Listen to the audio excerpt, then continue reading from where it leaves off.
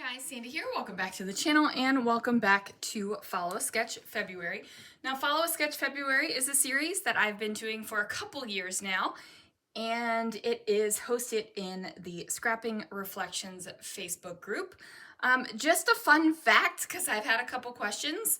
I am Sandy Reversky. I am State Goddess, and I am also Scrapping Reflections. It is my business. So I am all the things. I had a couple of questions that it was like, I thought Sandy was doing this. I thought this was a Scrapping Reflections thing. They are both me. Today's sketch is this one right here. It has a bunch of circles, 3 photos, and a big old title. I have my 3 photos ready to go. And I'm gonna try something. I've got this idea. I don't know if it's gonna work. So let's see what I can do. All right, guys, so I am starting out with this orange paper, and it is I think it's the B side of a jelly bean soup paper. I'm going to mat that on some black cardstock, and then I'm going to mat that on this blue piece of cardstock because I really like orange and blue together. However, this pattern over top of the blue cardstock, well, technically it's like that Echo Park pattern paper cardstock type thing. I just felt like it needed something there. So now I am taking a Sharpie and drawing circles all over my layout. So I really wasn't paying attention to the sketch itself. Like I looked at the sketch and then did the layout, and I forgot kind of that the circles were basically in the center of the layout, right? Like I completely forgot that. So, oops. And yeah. So the circles end up being all over the page. But this series, this Follow a Sketch February series, is not intended to use the sketch as something to copy. It is intended to spark inspiration and give you like a starting point to your scrapbooking. So I am taking some Chroma Glaze. I'm actually watering it down a little bit. And then I'm just tapping it onto my page, which is with I almost said a sponge dauber. Oh my word, you guys, that is not a sponge dauber. That is a stamping block. So I'm going to do that. I also do this with the green candy coat and the teal Chroma Glaze. I do let this orange completely dry before I do the teal though, because I did not want those colors mixing together. I did not think it would be something that was pretty. I thought it would probably turn into something horrendous. So I go ahead and let that dry. And then the next day, it actually had to dry completely overnight. The next day, I've got it all set up here. And you can see I did not put on as much of the other colors as I did on the orange. And that is on purpose. I wanted the orange to be the thing that was kind of like bam in your face. Because I do love orange. Like a lot. I love orange a lot.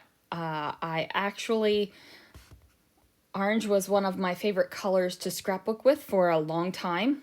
Orange, navy blue, and green. And, you know, sometimes you just got to get back to the kind of things you started out with, right? Like the kind of things that you really just enjoyed back in the day when scrapbooking was new to you. Scrapbooking is definitely not new to me. I've been scrapbooking since 1996. I used to say, yeah, I've been scrapbooking since 1998, but then I was like, Sandy, you little ditwad, did you neglect the teenage portion of your life? I don't know. I guess I just figured when I actually started scrapbooking where I was starting to collect supplies was in 1998. In 1996, I would just make little books and buy what I needed at the time. So, you know what I mean? So it's different, I will say. But I am going to add on a couple little bits onto this layout. I'm not going to add a whole heck of a lot because there's a lot going on, right? Like there's this background, there's a lot. So this is during Star Wars, like this is in Star Wars land. So I am going to add stars, of course, because it's Star Wars land. Plus, I know that there's little circles all over the sketch, so I'm going to do up those little circles with my stars here. And then, oh yeah, I gotta fix the little washi tape. It's gotta be straight. Then I'm going to go off into my stash, and I need to come up with a title. I can't just say Star Wars. I mean, I could just say Star Wars, but a lot of my layouts say Star Wars lately. So I wanted something else. So I pulled this little chipboard thicker off of one of, I don't even remember which collection it is, but I pulled that sucker off.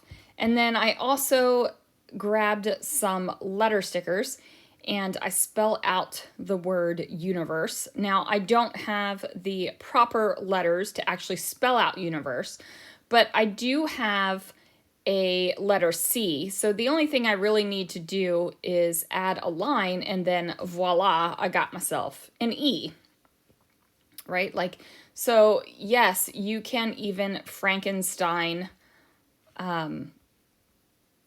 tile letter stickers. You just gotta have a pin the color of the letter, and that's what I do here. So I also add in some of the other word stickers to place them with the stars, and then after that oh, maybe I already did it, but I just used my Sharpie to write the word the. So that is going to do it for this layout, you guys. Not exactly what I had in mind when I did this layout, but I like what happened with it. Anyway, thanks so much for watching, and I will see you guys again real soon for another video.